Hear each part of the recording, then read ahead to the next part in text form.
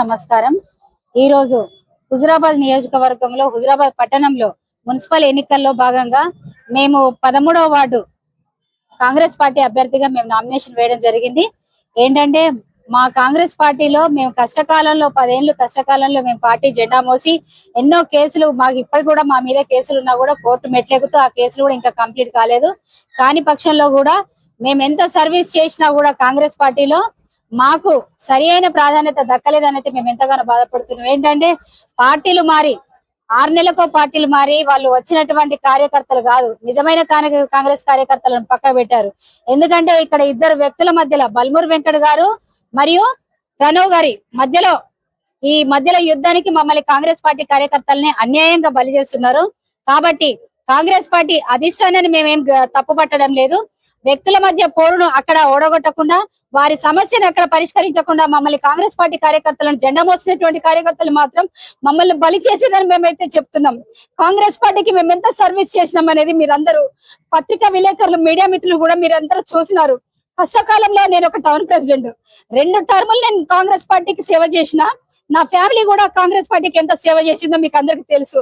కష్టకాలంలో నేను ఎంత ఫైట్ చేసినప్పుడు నాకు ఆ రోడ్డు మీద ధర్నాలు కేసులు అయినప్పుడు కూడా మీరు అందరు నాకు సపోర్ట్ చేసిరన్న మీకు అందరికి ప్రత్యేక ధన్యవాదాలు తెలియజేసుకుంటున్నాను.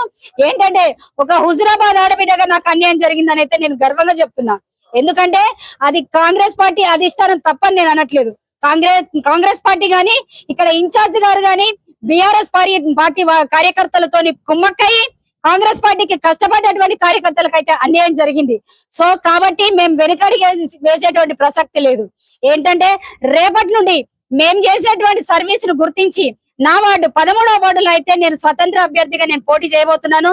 నేను చేసినటువంటి సర్వీస్ ను ప్రతి ఒక్కరు నా వార్డు సభ్యులందరికీ కూడా నేను నమస్కరించి తెలియజేసుకుంటున్నాను. ఏంటంటే స్వతంత్ర అభ్యర్థిగా కూడా నాకు తిరగడానికి నాకు ఎంతో బాధగా ఉంది. తెల్లారులేసి నేను కాంగ్రెస్ పార్టీ కండువా వేసుకొని తిరిగినటువంటి ఆడబిడ్డను నేను. కానీ తెల్లారులేసి నేను కండువా వేసుకోలేకపోతున్నా అనే బాధ నాకు లోపల చాలా తట్టింది. ఏంటంటే ఆ కాంగ్రెస్ పార్టీ మీద ఉన్న అభిమానం, నేను కాంగ్రెస్ పార్టీ నేను తప్పుపట్టట్లేదు. అభ్యర్థులుగా మమ్మల్ని ఎంతగానో టీఆర్ఎస్ వాళ్ళు కుమ్మక్కై మమ్మల్ని పక్క పెట్టారు తప్ప కాంగ్రెస్ పార్టీ నన్ను పక్క పెట్టలేదని అయితే నేను చెప్తున్నా. ఏంటంటే రేపటి నుంచి నేను కాంగ్రెస్ పార్టీ కాదు, స్వతంత్ర అభ్యర్థిగా 13వ వార్డు ఇందిరానగర్ కాలనీలో నా ఎట్లా ఫైట్ చేసినా, నేను కష్టకాలంలో ఎట్లా సర్వీస్ చేసిన నా బిడ్డలకి నా కాలనీలో అనేది నేను నిరూపించుకుంటా. స్వతంత్ర అభ్యర్థిగా రేపటి నుంచి నేను రెబల్ గా పోటీ చేయబోతున్నా. మీ అందరి ముందడికి నేను విజయంతో నా కాలనీ వాసులందరూ కూడా నన్ను విజయంతో బయటికి తీసుకొస్తారు. మళ్ళీ నేను కాంగ్రెస్ పార్టీ జెండా నేను మోస్తా. పుట్టిన కాంగ్రెస్ పార్టీలోనే నేను చచ్చే వరకు కూడా నాకు కాంగ్రెస్ పార్టీ. సో కాబట్టి నన్ను అందరూ కూడా 13వ వార్డు ఇందిరానగర్ కాలనీ వాళ్ళందరూ కానీ హుజురాబాద్ పట్టణంలో అందరూ కూడా నా గురించి తెలిసినటువంటి వాళ్ళు కూడా మీ అందరూ కూడా నా వార్డుకు మీరు అందరూ చెప్పండి. ప్రత్యక్షంగానైతేనేంటి పరోక్షంగానైతేనేంటి నేను చేతులు జోడించి చెప్తున్నా, స్వతంత్ర అభ్యర్థిగా రేపు మీ అందరి ముందుకు నేను వస్తున్నా. నన్ను ఆశీర్వదించండి. ఆశీర్వదించి మీ అందరి అభిప్రాయం మేరకు మీ విజయంతో నేను ముందుకు వచ్చి మళ్ళీ కాంగ్రెస్ పార్టీ జెండా వేస్తానని మీకు అందరికీ నేను గర్వంగా చెప్పుకుంటున్నాను.